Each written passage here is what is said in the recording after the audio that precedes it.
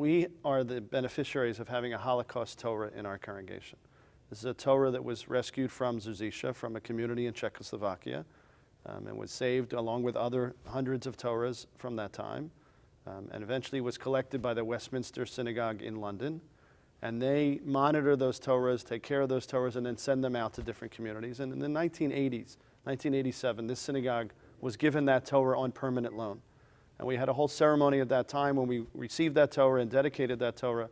And it sits in our showcase, sits in the lobby, and we see it each and every day. We visit that Torah and we understand the story.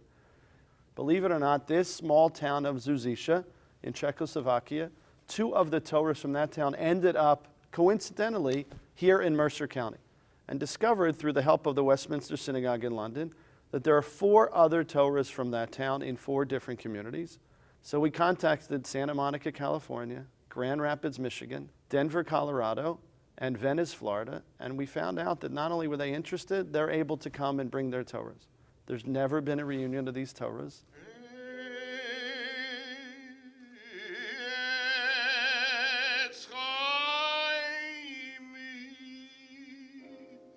We consider the Torah to be a living document.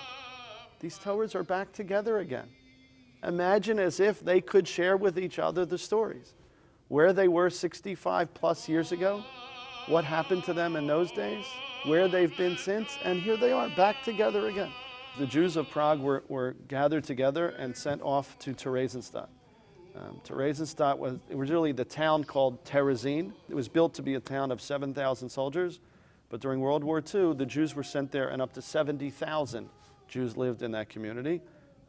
Horrible living conditions during the war, forced labor camps during the war. When the Jews were sent to Terezin, they were not told what was going to happen. They were not told that they were going to work so hard or they were eventually going to be sent off to Auschwitz or other concentration camps. And there's a famous sign by the entrance that says, Albech mach frei, work will set you free.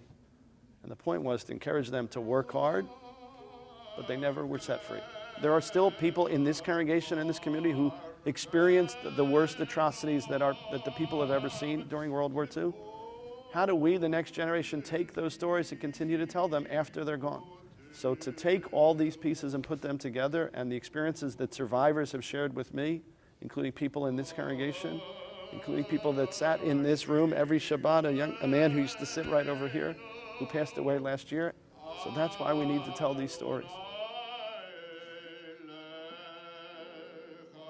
There's a Hebrew expression that we often say, Lador vador, from one generation to the next generation. That's sharing those stories so that people can understand and experience it, but also to learn from these stories so that we can learn why hatred is so wrong, why it's so wrong to discriminate against other people. There's not a far step from some of the things that happened in World War II to experiences of today. One little anti-Semitism or racial comment or sexist comment can be one little comment, but it could lead to so much more. We have to learn from that.